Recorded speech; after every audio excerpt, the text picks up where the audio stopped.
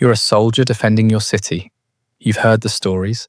Entire populations are razed, rivers of blood, monuments built from human remains. Now he's at your gates. Your commander makes a choice. Surrender. The conqueror promises mercy. He swears on his honor that not a single drop of your blood will be shed. You open the gates. You lay down your weapons. And that's when you realize the terrible mistake you've made. Because this man, this monster, keeps his promises. Just not in the way you thought. Within hours, you and thousands of your brothers in arms are being herded into massive pits, not to be killed. No, that would be too quick. You're being buried alive. Dirt pours over your face as you scream, suffocating in darkness. And technically, the conqueror kept his word. Not a drop of blood was spilled. This actually happened, and the man who did it didn't stop there.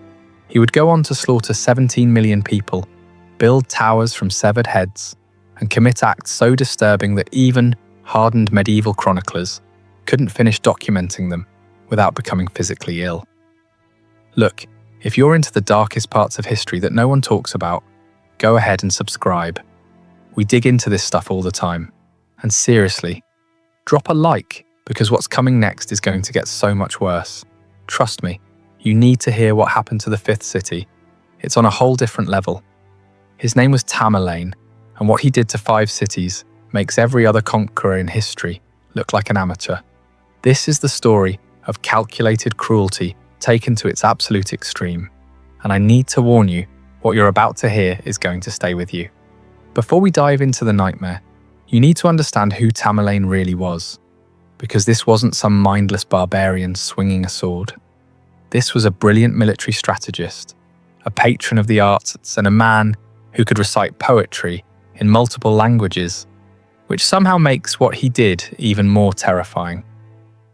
Born in 1336 in what's now Uzbekistan, Timur, later called Tamerlane, meaning Timur the Lame, after a battle injury left him with a limp, rose from minor nobility to become one of history's most successful conquerors. He claimed descent from Genghis Khan and made it his life's mission to rebuild the Mongol Empire. But where Genghis Khan used terror as a tool, Tamerlane elevated it to an art form. Here's what makes him different from other conquerors. Most military leaders throughout history wanted to rule the places they conquered. They needed the cities intact, the populations alive to pay taxes, the infrastructure functioning. Tamerlane? He didn't care. Submission wasn't enough. If a city resisted him, or worse, rebelled after surrendering, he didn't just punish them. He made them cease to exist, and he did it with such systematic, creative brutality that his reputation became his greatest weapon. Cities would hear what happened to those who defied him and surrender immediately, which was exactly his plan. Fear was his most effective soldier, and he fed it with rivers of blood. The scope of his destruction is almost incomprehensible. In just 35 years of conquest, between 1370 and 1405, Tamerlane's campaigns may have killed 17 million people. To put that in perspective, the world's population at the time was only about 365 million. That means he potentially wiped out nearly 5% of everyone alive on Earth. Think about that. 1 in every 20 humans who existed during his lifetime may have died because of him. Now, historians debate the exact numbers. They always do with medieval body counts. But even if we cut that figure in half, we're still talking about mass death on a scale that staggers the imagination. And unlike natural disasters or plagues, this was deliberate, methodical, personal. So how did he do it? What specific acts of horror made entire civilizations tremble at the mention of his name? Let's find out. And I'm warning you now, these 5 acts are going to get progressively more disturbing. Our journey into Tamerlane's methods begins in the year 1400 in the city of Sivas, located in what's now central Turkey. At this time, Sivas was under the control of the Ottoman Empire and defended by a garrison of soldiers, mostly Armenian Christians, who had every reason to fear what was coming. By 1400, Tamerlane's reputation had spread across the known world. Every soldier defending Sivas knew the stories. They'd heard about the cities that had been erased, the populations massacred, the unthinkable cruelties inflicted on those who resisted. So when Tamerlane's massive army appeared on the horizon, the defenders of Sivas faced an impossible choice: fight and die, or surrender and maybe die. The siege began, and the garrison held out as long as they could, but they were outnumbered, outmatched, and running out of hope. That's when Tamerlane, ever the psychological master, made them an offer that seemed too good to be true. He sent word to the defenders: "Surrender now, and I give you my solemn promise, not a single drop of your blood will be shed." It was a binding oath, sworn before witnesses, the kind of promise that meant something in medieval warfare. Commanders were often known to honour such oaths. It was practically a code. The garrison debated. Some argued it was a trap. Others pointed out that they had no chance of victory anyway. At least this way, there was a possibility of survival. Eventually, desperation won. The gates of Sivas opened, and somewhere between 3,000 and 4,000 Armenian soldiers laid down their weapons and walked out to surrender. And this is where Tamerlane revealed his genius for technicality and terror. His soldiers immediately rounded up the surrendered garrison. The Armenians were probably confused at first. Weren't they supposed to be spared? Then they were marched outside the city walls, where Tamerlane's men had been busy digging. Not graves exactly, something much larger. Massive trenches, deep and wide. And then it became clear. Tamerlane had kept his promise. Not a single drop of blood would be shed, because he wasn't going to use swords or spears or arrows. He was going to bury them alive. Try to imagine the horror of that moment. You've surrendered. You've given up your only means of defense, trusting in an oath. And now you're staring into a pit, realizing what's about to happen. Some of the soldiers probably tried to run. Others begged. Some fought with their bare hands. It didn't matter. The contemporary sources describe what happened next in brutal detail. Groups of prisoners were forced to the edges of the trenches. Then they were pushed in. Not killed first, pushed in alive, and then the dirt came. Shovelfuls at first, then cartloads, then torrents of earth pouring down on screaming men. The ones at the bottom were crushed by the weight of bodies falling on top of them. The ones higher up had to watch the dirt rise, covering their legs, their chests, their faces. Some died from suffocation within minutes. Others, trapped in air pockets, might have lasted hours in the darkness, feeling the weight of earth and corpses pressing down on them, slowly running out of oxygen.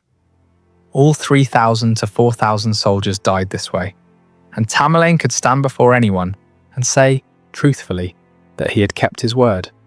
Not one drop of blood had been shed, but the real brilliance, if we can call something so monstrous brilliant, wasn't just in the act itself. It was in what it communicated. This wasn't about killing the soldiers of Sivas. It was about sending a message that would spread like wildfire across every kingdom, every city, every fortress in his path. The message was this: surrender means nothing. Mercy is an illusion. Promises are word games. And Tamerlane is always thinking 3 moves ahead. News of Sivas spread fast. Suddenly every city had to recalculate. Maybe fighting to the death was actually the better option, because at least you'd die with a sword in your hand, rather than dirt in your lungs. Or maybe immediate surrender was the only hope, because who knew what Tamerlane would do if you made him work for it? This is what made Tamerlane so terrifying. He wasn't just a conqueror. He was a psychological architect, building structures of fear inside people's minds. And Sivas was just his opening act. Because if you thought burying 4,000 men alive was bad, wait until you hear what he did to cities that actually defied him. If Sivas was a lesson in twisted promises, then what Tamerlane did to the city of Urgench was something else entirely. This was about making a place, and everyone in it, vanish from the earth as if they had never existed. Urgench was one of the jewels of Central Asia. Located in what's now Turkmenistan, it sat along the Silk Road trade routes and was the capital of the Khwarezmian region. The city was wealthy, cultured, filled with libraries, mosques, bustling markets, and beautiful homes. It was, by all accounts, a place worth ruling. But Urgench made a catastrophic mistake. It rebelled. Now, rebellions happened all the time in medieval empires.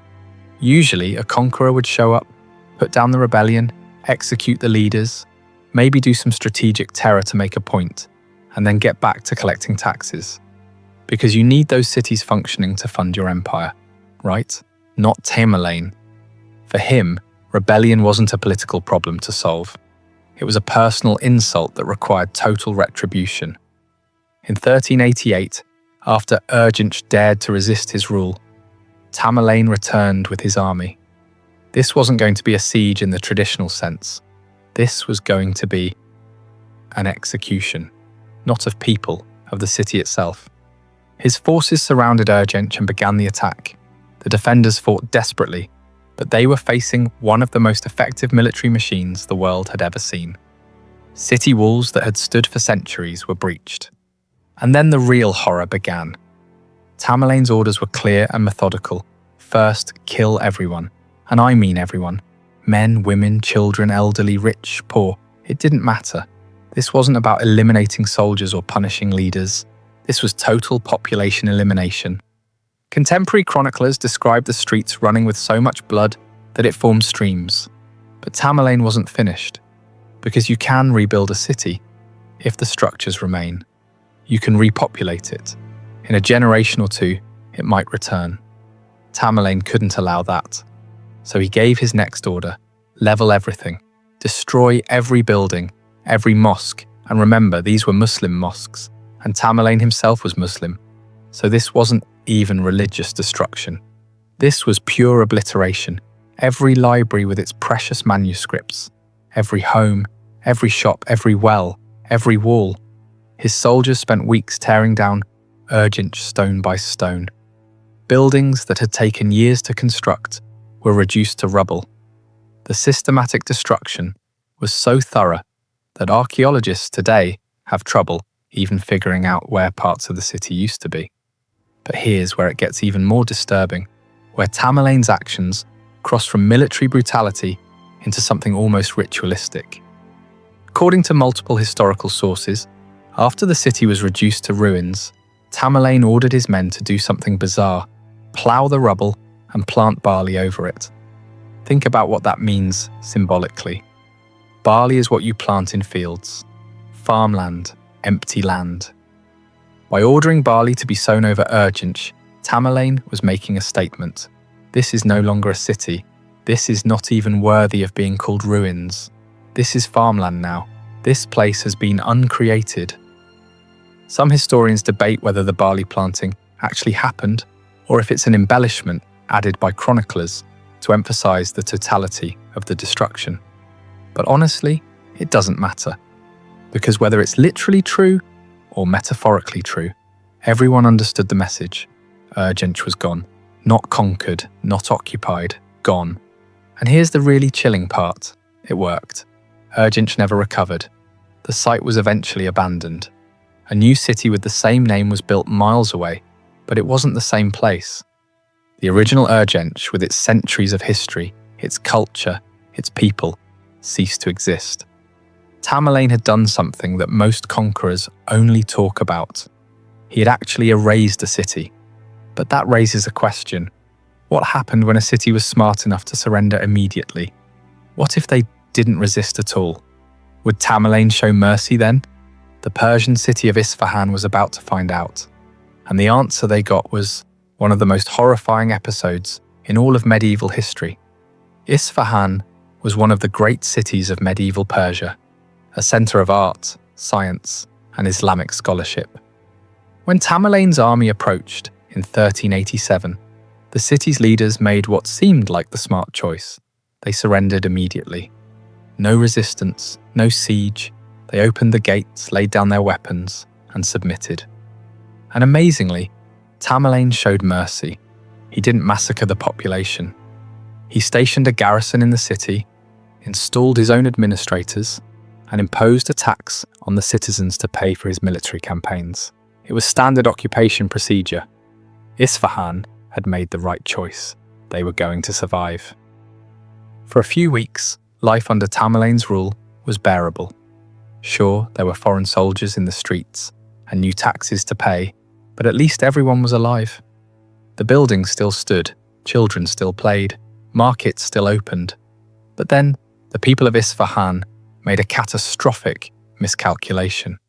They got angry about the taxes, and that anger turned into rebellion.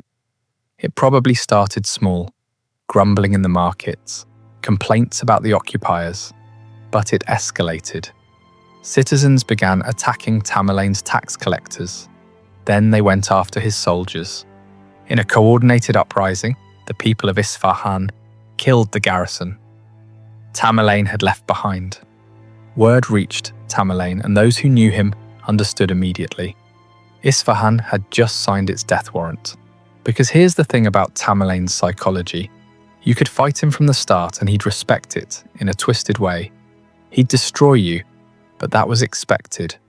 What he absolutely could not tolerate was being shown mercy and then having that mercy thrown back in his face.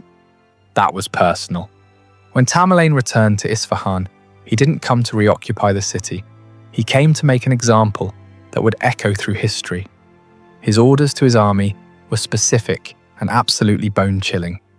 He commanded a general massacre, which was horrible enough, but he added a quota system that turned his soldiers into hunting parties. Each military unit had to return with a specific number of severed heads. Not prisoners, not bodies, heads. The army swept through Isfahan like a wave of death. Soldiers went door to door, dragging people into the streets. Men, women, children. The quota didn't discriminate. The killing went on for days. The streets became rivers of blood. The screaming must have been deafening. Contemporary sources claim the death toll reached 200,000. Modern historians think that number is inflated and suggest around 70,000 is more accurate. But here's the thing. Does it really matter if it was 70,000 or 200,000? Both numbers are incomprehensible acts of mass murder.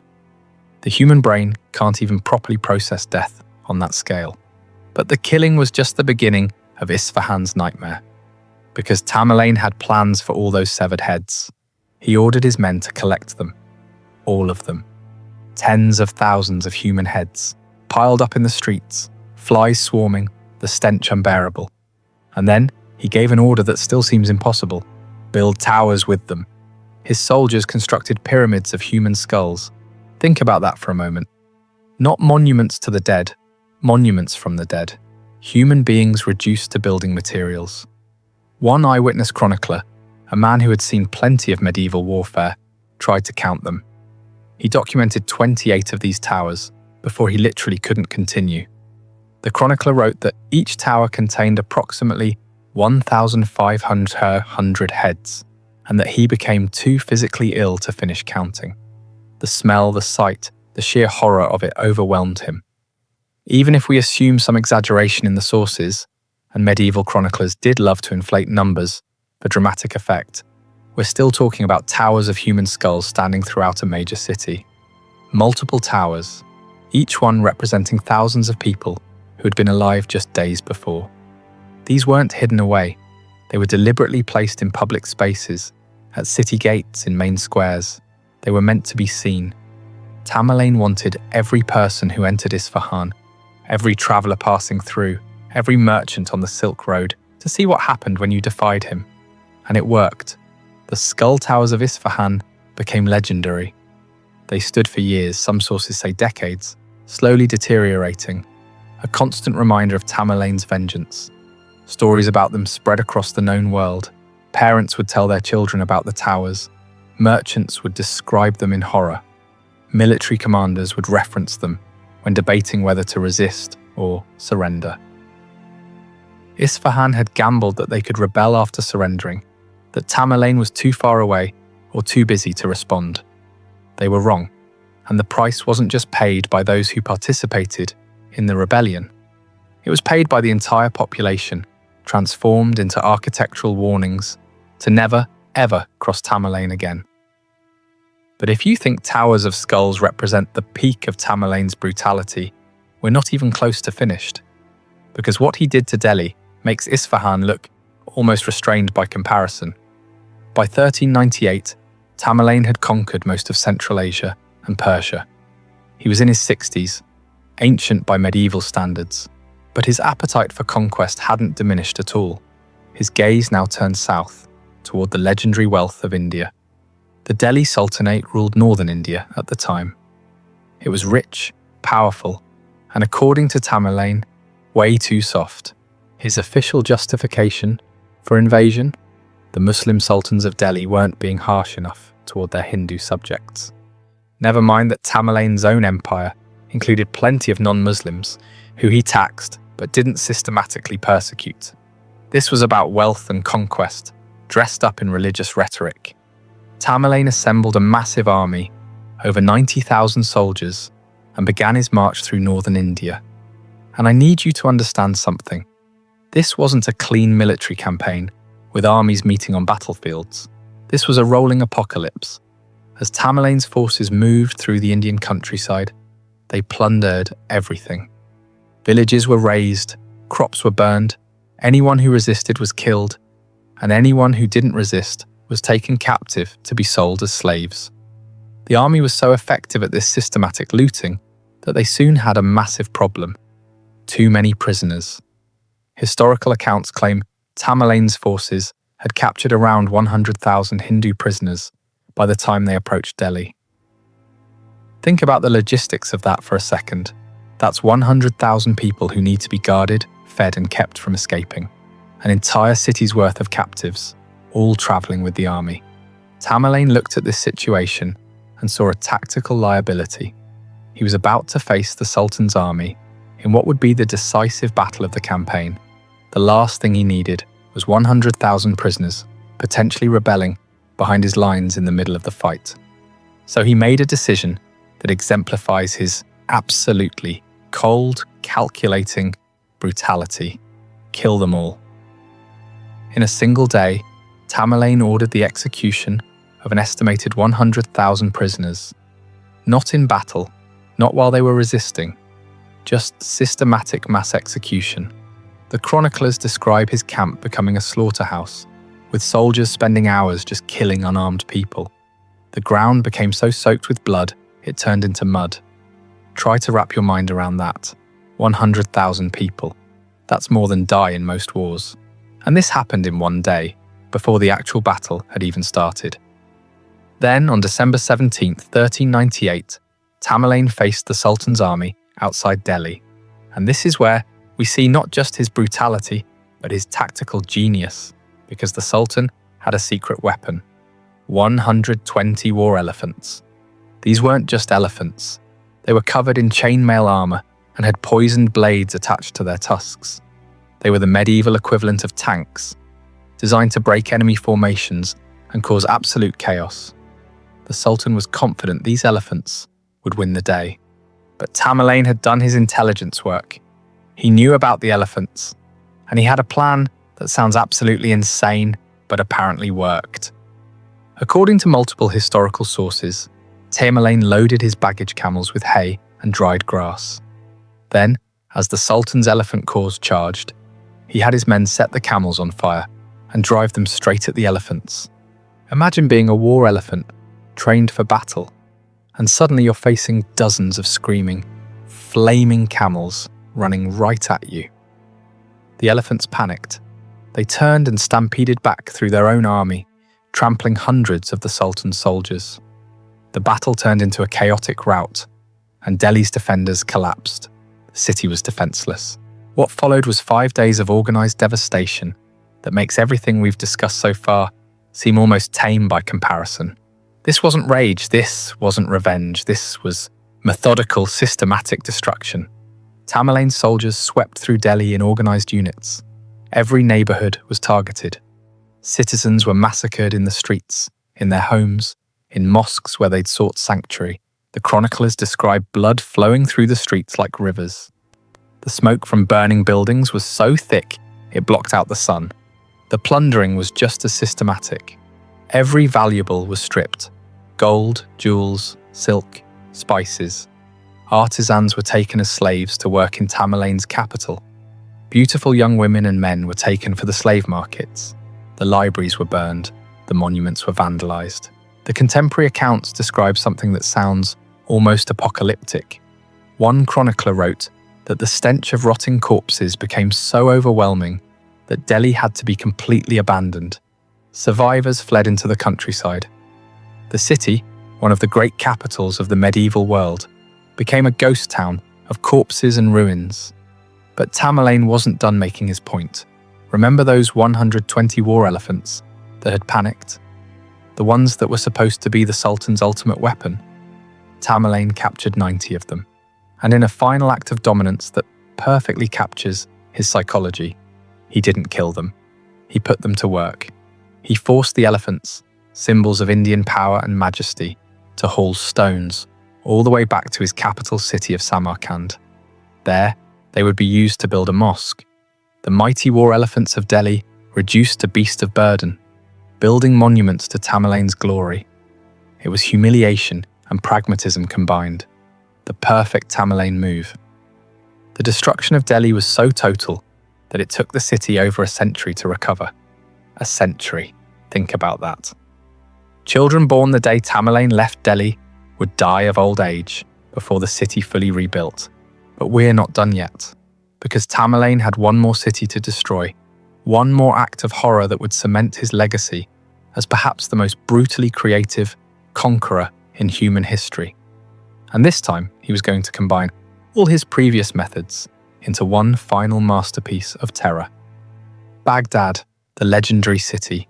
For 5 centuries, it had been the heart of Islamic civilization, a center of learning, science, art, and culture.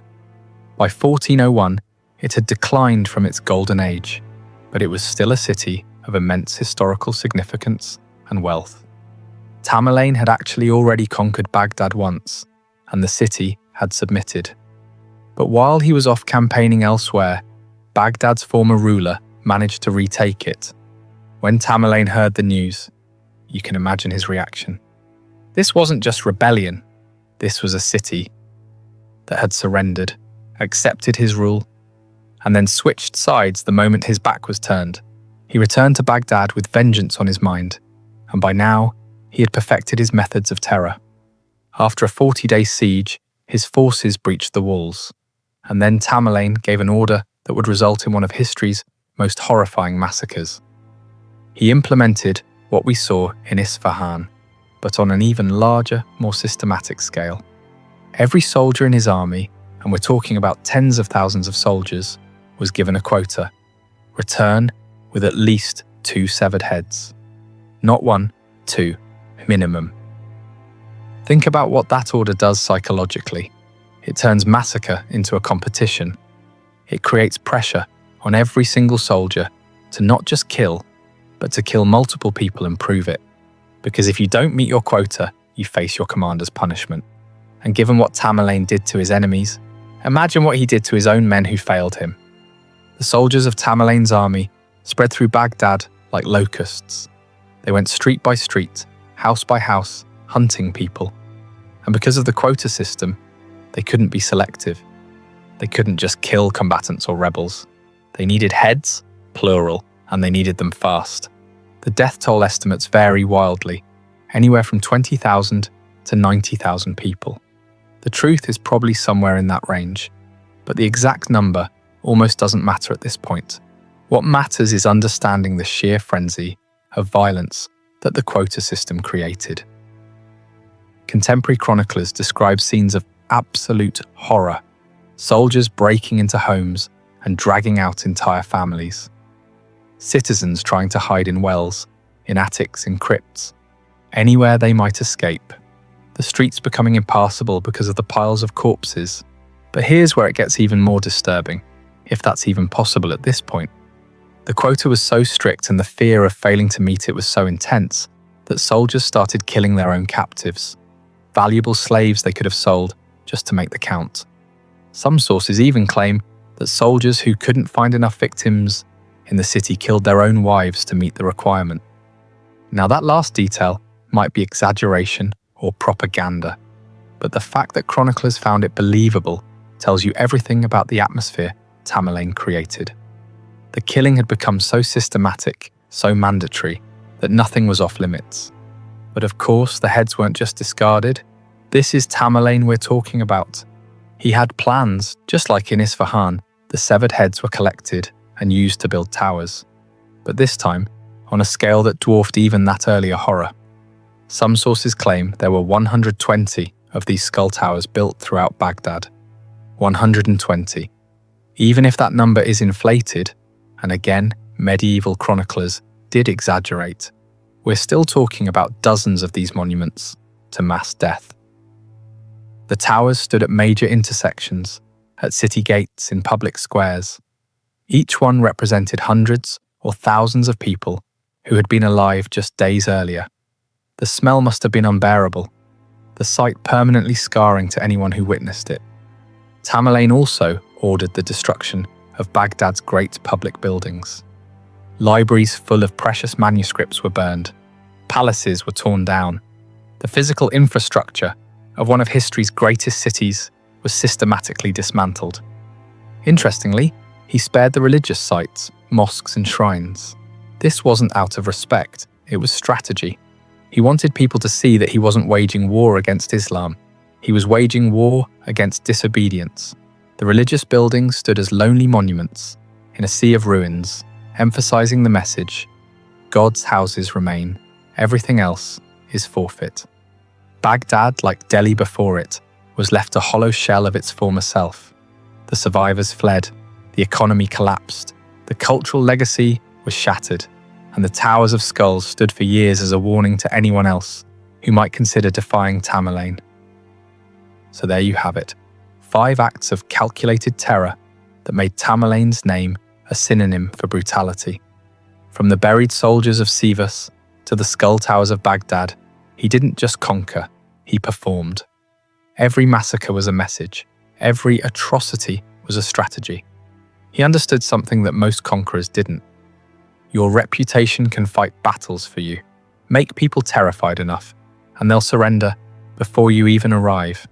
He turned horror into a military asset, and it worked. He built an empire stretching from Turkey to India, from Russia to the Persian Gulf. But here's the thing about empires built on fear. They don't last.